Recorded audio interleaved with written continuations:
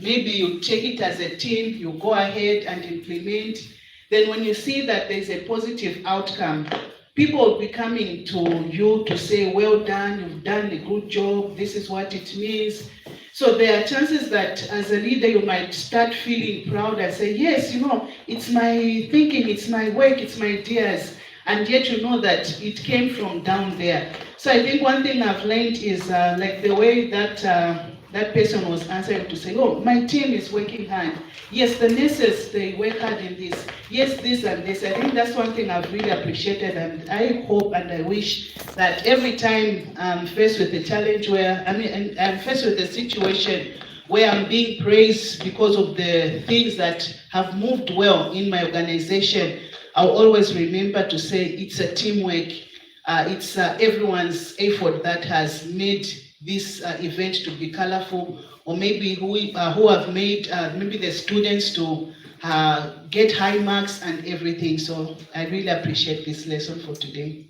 No, very good. I think, and if it's a small team, it's better to take the names of people, right? If it's a very small team, like if it's a team of 5 or 6 people, so you can name one person, that person did this one, and the person did this one. So by names, I think if you address the audience, that will be really motivating for them, right? If it's a small team, right? So any other? Yes.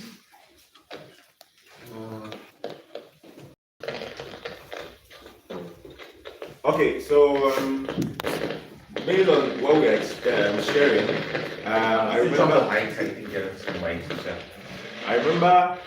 early part of this year in Ghana, we had a strike. When we say strike, or demonstration of nurses, so which means that nurses don't go to work because of condition of services by the government is not good enough. So we had a strike, and because of that, for 1 week, most nurses who were under the Ghana Registered Nurses and Midwifery Association decided not to go to work, right, because they are striking against the government to improve their condition of service. So when that happened, we came together as leaders in the facility, and then we decided that, well, we cannot all go on strike, even though we have to go on strike. So what we did was that the lower nurses to the level of senior staff nurse would go home, go on the strike. Then we, from the nursing officers, senior nursing officers,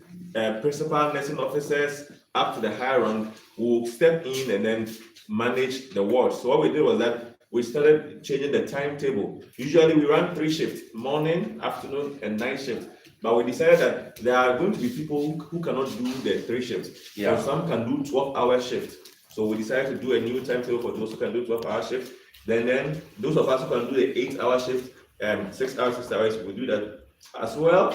We were able to get some of student nurses from the nursing training school who are still in practice to come to the ward to come and also assist. It was also like a training experience for them to get used to the real nursing job. So they came from the nursing schools to also come and help us on the ward and do that. So looking at this whole scenario, it brings me back to how the leadership of the nursing team came up to be able to solve. Well, it was a very big problem. If you go online, you can find it online about how the nurses went on strike. But because of that, we're not able to do it. And I work at the emergency department. So imagine emergency coming and then there are no nurses to it. But because we're there, even though the pressure was a little bit low, we're able to manage the emergency, got the casualties that came in for 7 days until the other nurses came back.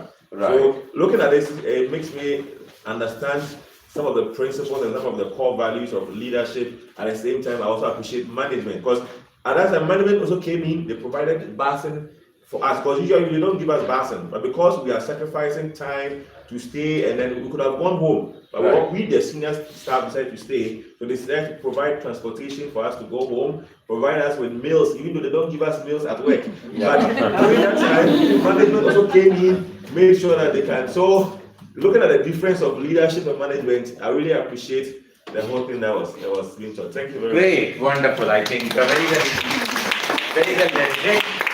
And I think the main mission of a hospital was not suffered, so that they keep on working despite on strike, and they have demonstrated all those lessons. I think that teamwork, because sometimes what happens is in the challenges, the teamwork and all those leadership things emerges, right? We are not aware about all these things. You have seen in COVID times how during COVID time we try to help each other, right? We try to help each other in our countries, so that I think we can avoid, or we can minimize or mitigate the crisis, right? So excellent. I think this is how we can see how leadership and management are both important in any healthcare settings, right? Right. So we finish it here, and huge round of applause to all of you for excellent participation.